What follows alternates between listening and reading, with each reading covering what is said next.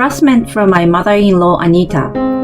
At first, I put up with it, but if I thought she was getting carried away, I stopped listening and quickly came up with some excuses to leave the place.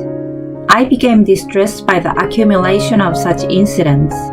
I researched on the internet and various books about problems between mothers-in-law and daughters-in-law and how to solve them. I even gave her a gift of a brand name item after discussing it with my husband. She seemed happy, perhaps because my husband was there, but she didn't thank me and I never saw her use it. I'm Nancy, a 26-year-old housewife. I met my husband Dan through work and got married 2 years ago. He was self-employed and quite busy. We lived with his parents. It was them who proposed that we live together. Dan was the eldest son and was very family-oriented. I knew there was no way for me to refuse from the moment the idea came up. Anita was particularly enthusiastic. We have renovated and added more rooms to the house. You will have your own space, so it's not a bad deal, right? She said over and over again. Although I accepted it, I made it clear that we would not interfere in each other's lives as much as possible. If I told her directly, it would have raised an issue, so I asked Dan to do it. When she was told that, she looked quite displeased.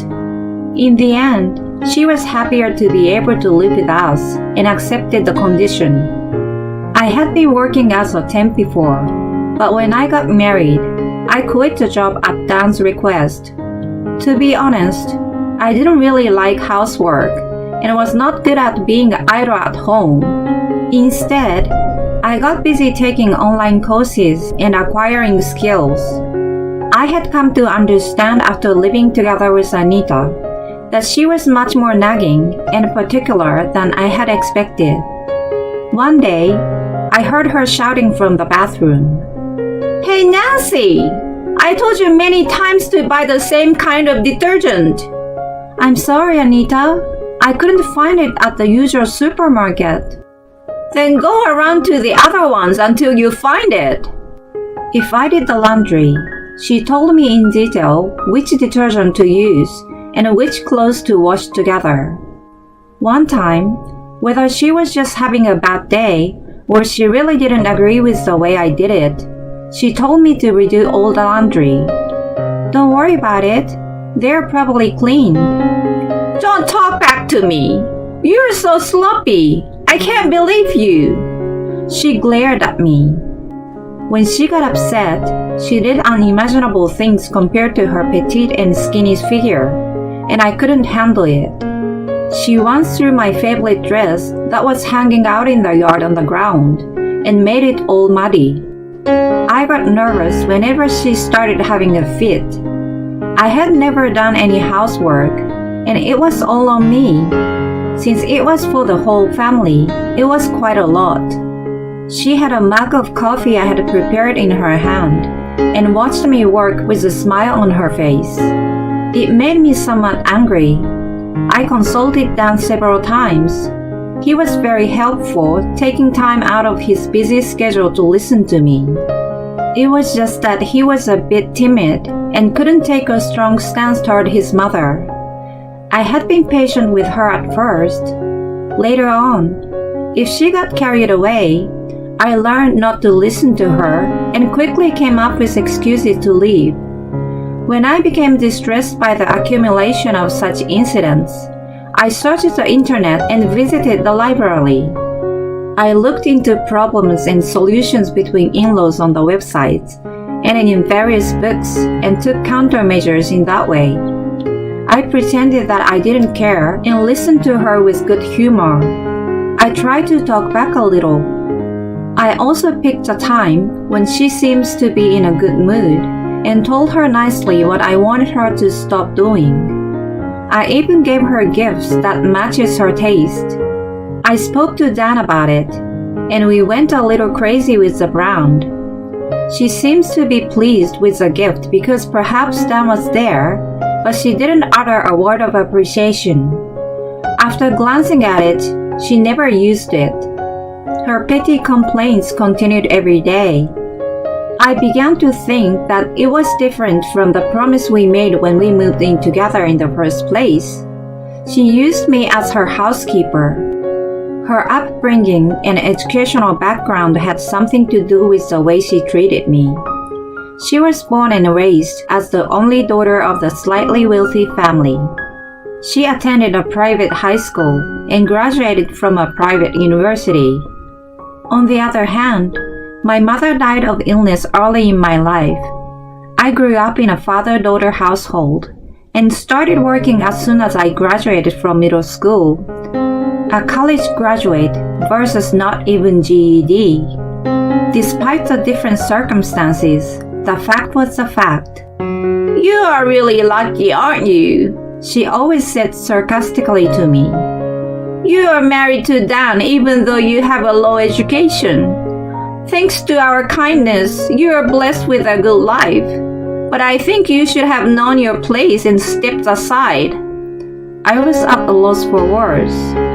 "You should at least devote yourself to housework and take responsibility for lowering our family standard," she triumphantly proclaimed to me. I didn't know what standard she was talking about, but I doubted a normal person would say such a thing. When I looked up the university she graduated from, I found that it wasn't as outstanding as she made it out to be. It didn't have a history or tradition to be proud of, and the rate of getting into grad school or employment was not that great either. I was not impressed. For her, I guessed it was more like having a daughter-in-law who was not at all in line with her beloved son. She loved to travel with her friends and also took equestrian lessons amongst other hobbies. When she returned from a trip, she was usually in a good mood and bragged about it to me. "My hobbies enrich me and relieve my stress. They are indispensable for me," she declared, but her hobbies were quite expensive and concerning to me. The travel destination was often overseas. Her host cost a lot of money to be boarded. She left all the housework to me and was able to freely make her own schedule. I didn't see her as having a stressful life. If there was stress, it should have been mostly dissipated by bullying me. Moreover, whenever she needed money, she always came to us. "Hey, can you lend me some money? I really want something right now. I repay you back." It escalated to the point that Dan even had to tell her, "Aren't you spending a little too much? I can't give you any more this month." She seems not to care and came up with some excuses to persistently ask for more. He usually ended up giving her money after all. She always said she was going to pay us back, but we never received any money back. I let out a sigh as I kept an accounting book. We had lent her over $2,000 since the beginning of that year. It was only the beginning of summer then, and it was not looking so good for the future. At that moment, she passed by and rushed me to make lunch for her. It was a usual occurrence, but it pricked my nerve for some reason at that time. "Could you go and buy or order your lunch today? I'm too busy and already tired." She looked at me with a puzzled look on her face, but she immediately became angry. "What a lazy person you are! You can't do anything but housework, so you should at least cook lunch. I always tell you that something simple is enough for me." There are supermarkets and delis within walking distance that serve delicious ready-made food. I have other things to do. I've explained it to you several times before. "Are you serious? You want me to walk? I don't want to. Stop talking and hurry up. I'm hungry." She and I were talking in parallel. Well, it was the same old thing, so I didn't feel anything anymore. I had something I really needed to do that day. I excused myself and got up from my seat. She was infuriated seeing me leave. You're an ungrateful bastard. An incompetent girl like you don't need to be in this house. I couldn't remain silent being called names. Incompetent? What is incompetent about me? Please enlighten me. What about you in that case? You leave the housework to me and spend all your time playing around, and you even ask me for money. Who are you to tell me that I'm incompetent? She flinched a little at my unusual stern retort compared to my usually careful wording and calm tone. She continued to counterattack me. Enough! Get out of here! I'll have you guys get a divorce! I involuntarily tightened my expression, but inwardly I was thinking it was a good chance. I tried to keep as calm as possible and responded to her. That's fine. I'm actually happy to leave.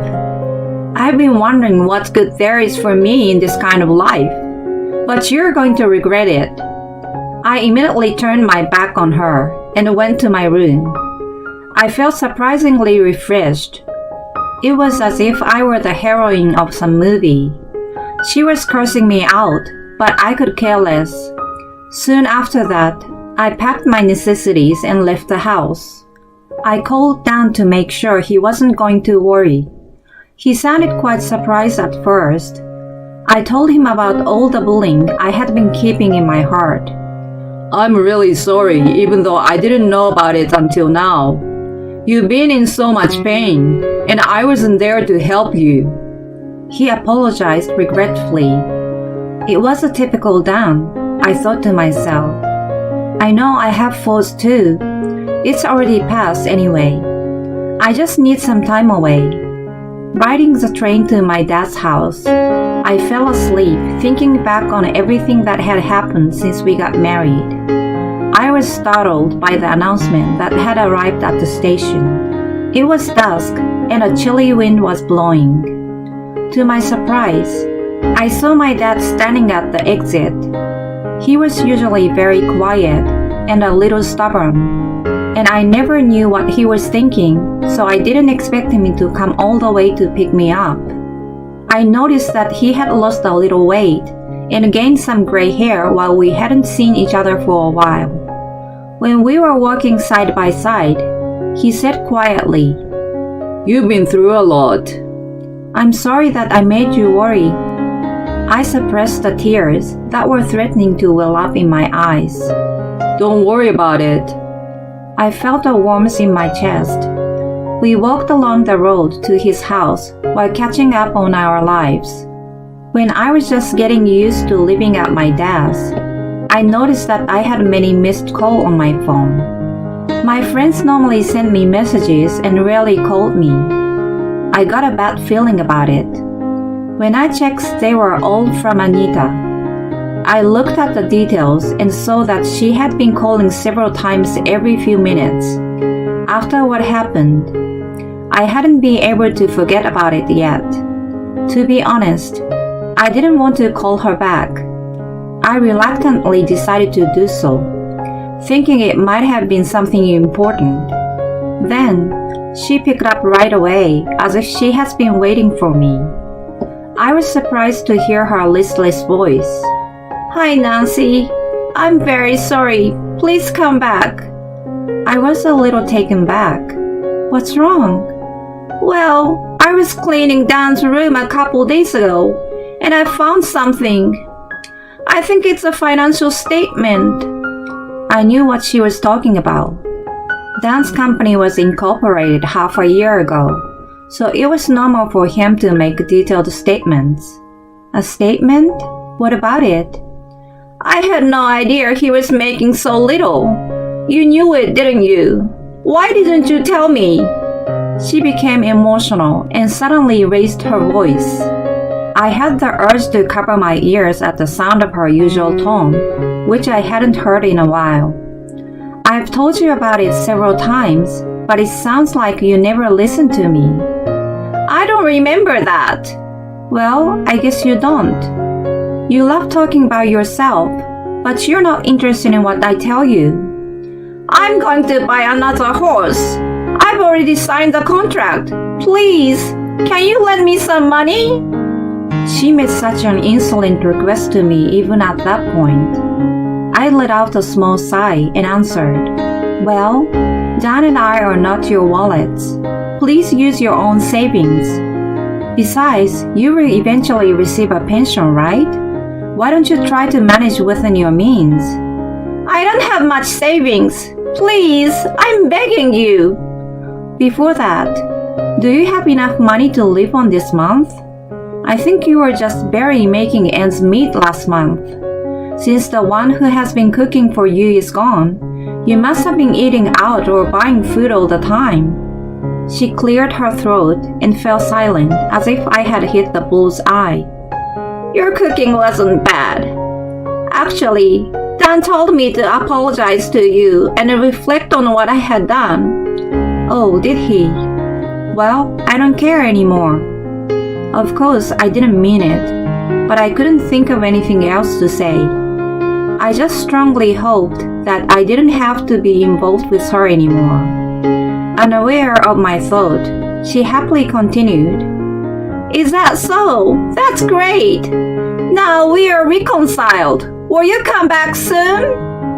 Her tone of voice brightened. I was amazed by her self-serving way of thinking. "I can't live with you again, so please move on. Instead, you might want to worry more about your own future." "What? What do you mean?" She was puzzled as she had no idea. I didn't need to explain to her then, but she would have understood when the time came.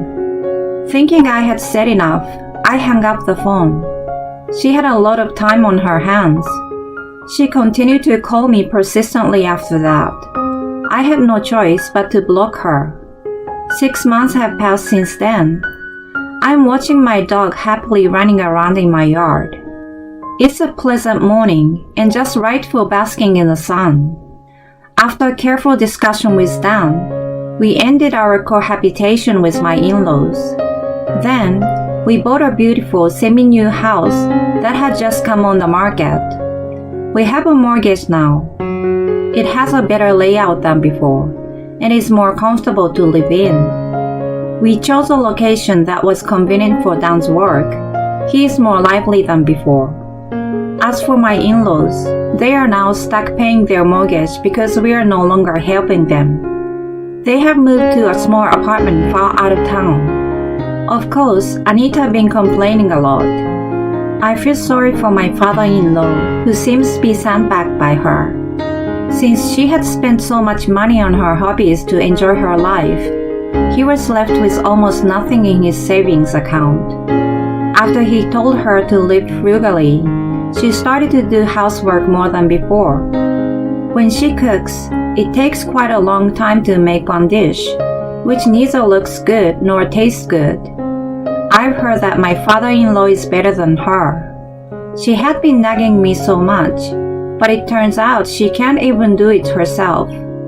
How embarrassing. It no longer matters to me anyway. I've gotten a GED and plan to attend a university in the fall. I'm accepted to a popular university with a long history and tradition. I have always been good at mathematics and interested in economics. I taught myself stock trading from the time I was working as a temp and played around online. I started with a small amount of money at first and gradually increased the size of my fund.